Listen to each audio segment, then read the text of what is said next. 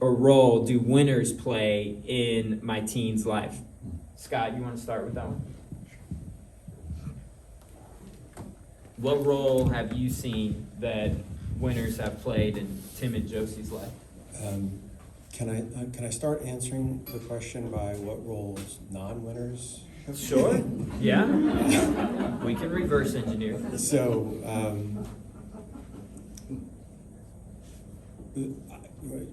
I use Jody and I use this expression that, it's a safe bet that nothing really good ever happens after midnight.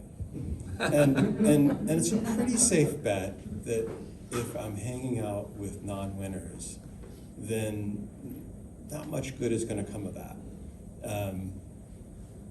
What will come of that is more lying, more secretiveness, a couple of arrests. You just keep going down the line. Winners for us, and we learned this lesson as parents when we weren't quite paying attention to what winners meant. We were, Tim had gone out overnight with a kid that was in the program, but neither one of them were winners, not by a long shot.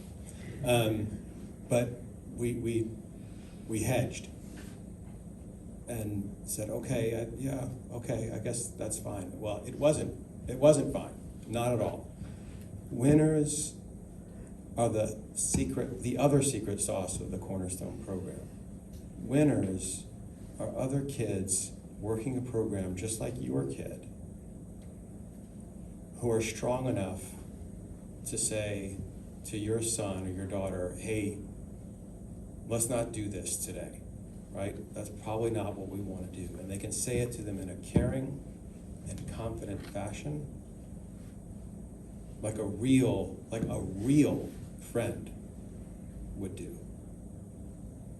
All you kids have quote unquote friends, but they're not real friends. Real friends don't let you do stupid shit, right? So winners are part of the secret sauce of this program. There are other kids that care about your kid that have enough sense and courage to say, let's pause that, let's hold on to that thought for a minute. Let's go do something else. So it saved our son.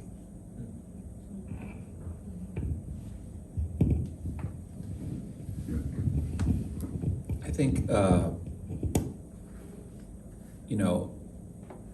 if I look back and at, like, every time my son, relapsed or regressed versus those periods where he grew and got really healthy, the one common factor is who he was spending time with.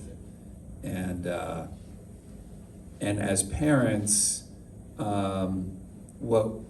the kids that we think are winners, before we get into recovery, don't look anything like the winners I found in Cornerstone. And it started with those first 3 dudes that showed up at the house. They didn't look like winners. And actually, no. It was even before that. Like the first Friday, the first meeting we ever had with Joe was on a Friday, and we showed up at the office and with Patrick, and there was Tim and Eric, and Tim had like a bottle of Welch's grape juice in a brown paper bag, like a glass bottle, and if any of you don't know Tim, like at the time, he just didn't look like a winner. And he was with Eric. And Joe was like, why don't you let your sons go with these dudes? And at that point, I just didn't want to be around my son. And so that was the only reason I said yes, is just to get away from him. and he came into the meeting the next morning, and he was like, that was awesome. You know, they spent the night at the Mutuals. That was his first night in Cornerstone, was at the Mutuals. And actually, to be honest, like, for those that don't know, my son was missing for 7 weeks. He ran off, and we had this, just to bring it back to the Mutuals here, we had a scavenger hunt at the, it was like based mostly around the Galleria that year. And I was asked to be a judge. And that day, the kid spotted my son. He had like grown his hair and dyed it, and he got away. Like they called and like, oh, we saw Patrick at the Galleria, and so I went to the Mutuals last night, and I just let go, and I was judging the contest and watching these videos of these kids doing like the stupidest, craziest shit, and it just felt so good. And like the next night, my son finally showed up at our house. But what he said later was like, seeing those kids really like that did the trick. He needed to see them, and like there were people that cared about him, and that's because he was lost. Like he had no strength to do anything. He was on the streets. He wasn't like couch hopping or anything, and it was seeing those kids that made the difference for him. He found just enough strength, to come back home after seeing those kids. So there you go. Awesome. I think I'll emphasize one of the things that Joe said, that developing winners early in Cornerstone is super important, because once they leave Cornerstone, surrounding themselves with winners really, if they do it, it can be real beneficial. But if they go back to the non-winners, it played a really big part in my kid's life. So my kid was sober for 3.5 years while he was in Cornerstone. He was surrounded by, we were all in for Cornerstone. He was, the parent, me and my husband were. But once he awakened, he was one of those kids who kind of strayed away pretty quickly. And within a few months, it was pretty evident that he had surrounded himself with non-winners, and that really quickly led to his first big relapse. And so, I bring this up is because the principles that we learn in Cornerstone, it goes well beyond the awakening. It'll go well beyond tonight. And I deal with these issues. I've been out for almost 2 years, and I deal with this every single week, every single month. And my kid doesn't even live in Texas anymore, but these concepts still keep coming up. I wanted to bring up the fact that that winners as parents is also really important, because I surround myself with winners even though I've been out of Cornerstone for a while. This, to me, one of the most important parts of my recovery. I had one of my sponsees is all into recovery, and she likes to do these challenges, and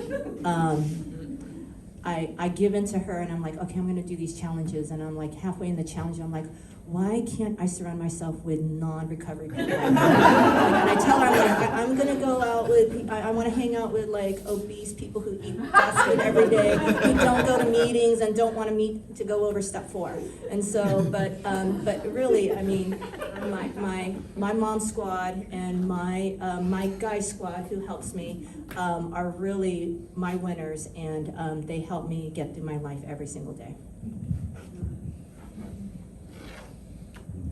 Yeah, I couldn't say it any better than that. The only thing that I will say is that I think it's like Warren Buffett who has, and I'm going to butcher it, but he has a quote about something along the lines of like, why would I ever want to get to a place in my life where I didn't want to be around winners? Rather that's like in recovery or in the business world or at the office or, or like whatever. Like, we are like the sum of the 5 most people that we spend our time with.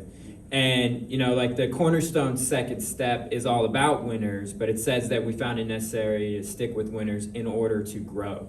And those last few words are really the most important part there. Is like, I know that in my recovery, I'm either growing or I'm dying. There's like not really a third direction. It's like I'm walking up an escalator that's going down. If I stop walking, well then, you know, I'm just going down. And to reach the bottom would be like relapse, death, you know, so on and so forth. And so like that, those last few words of in order to grow, that's why in my life today, I still want to place myself around people that are winners for me, that are healthy for me, that are real friends, that are gonna tell me the things that I need to hear, not what I want to hear, aren't gonna co-sign on my BS, are gonna push me to grow. Because if I don't have that in my life, and this was especially true in like early recovery, which all your kids are in, but even today, if I don't have that in my life, I'm not all that great at being a huge winner for myself.